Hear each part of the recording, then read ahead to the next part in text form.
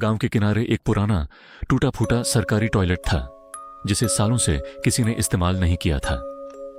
लोगों का कहना था कि वहां जाने वाली कोई भी औरत कुछ महीनों बाद गर्भवती हो जाती थी, चाहे वो विवाहित हो या अविवाहित। इस रहस्यमयी घटना ने पूरे गांव को भयभीत कर दिया था, लेकिन कोई भी इसका कारण समझ नहीं पा रहा था। इस टॉयलेट की कहानी दशकों पुरानी थी। कहते हैं वर्षों पहले एक नीच व्यक्ति सोमनाथ इसी टॉयलेट में औरतों पर घात लगाकर हमला करता था। उसकी घिनौनी हरकतों से त्रस्त होकर गांव वालों ने उसे जिंदा जलाकर मार डाला था, मगर मरने के बाद भी उसकी आत्मा वहीं बस गई और तब से हर औरत को अपना शिकार बनाने लगी। राधिका, गांव की नई नवेली बहू, इन बातों को कोरी अफवाह समझती थी। उसे यकीन नहीं था कि कोई भूत किसी को गर्भवती कर सकता है। एक रात उसने अपनी सहेली से शर्त लगाई और अकेले टॉयलेट जाने का फैसला किया। आधी रात को जब पूरा गांव नींद में था, वह टॉर्च लेकर वहां पहुंच गई। जैसे ही उसने अंदर कदम रखा, हवा अचानक ठंडी हो गई। टॉयलेट के अंदर घुप अंधेरा था, लेकिन उसे ऐसा लगा जैसे कोई वहां मौजूद हो। तभी दरवाजा जोर से बंद हो गया और टॉर्च की रोशनी अचानक बुझ गई। राधिका ने बाहर जाने की कोशिश की, लेकिन उसके पैर जैसे जम गए थे। तभी उसे किसी के सांस लेने की आवाज सुनाई दी। अचानक सामने एक काला धुआं सा आकार लेने लगा। तू यहां क्यों आई है? एक भारी डरावनी आवाज गूंजी। राधिका का गला सूख गया, वह कुछ बोल नहीं पाई।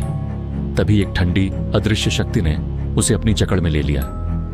उसे लगा जैसे कोई परछाई उसके शरीर में समा रही हो।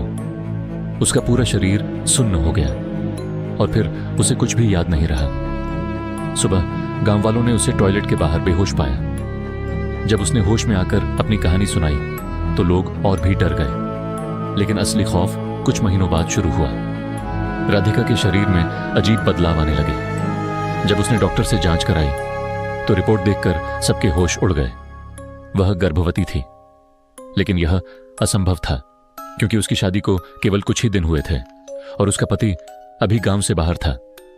गांव के बुजुर्गों ने बताया कि यह सोमनाथ की आत्मा का प्रकोप था। वह मरने के बाद भी औरतों को अपना शिकार बना रहा था। हर उस औरत के साथ यही हुआ जिसने उस टॉयलेट में कदम रखा। राधिका को अब अजीब सपने आने लगे थे। उसे दिखता था कि एक काली परछाई उसके आसपास घूम रही है, उसके शरीर को छू रही है, उससे बातें कर रही है। उसका शरीर कमजोर होता जा रहा था और वह धीरे धीरे अपनी सुध-बुध खो रही थी। एक रात उसके पति ने जब उसके कमरे में उसे अजीब हरकतें करते देखा तो उसने गांव के पुजारी को बुलाया। पुजारी ने पूरे घर में हवन करवाया और फिर उससे पूछताछ की।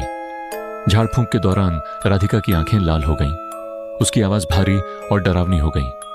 उसने वही शब्द दोहराए, तू यहां क्यों आई थी?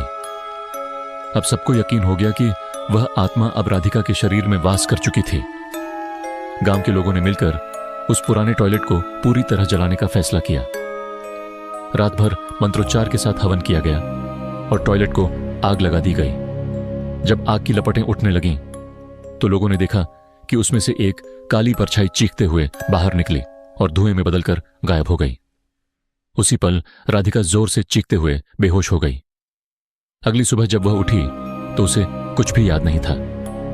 कुछ दिनों बाद उसकी गर्भावस्था की रिपोर्ट भी सामान्य हो गई, मानो कुछ हुआ ही नहीं था।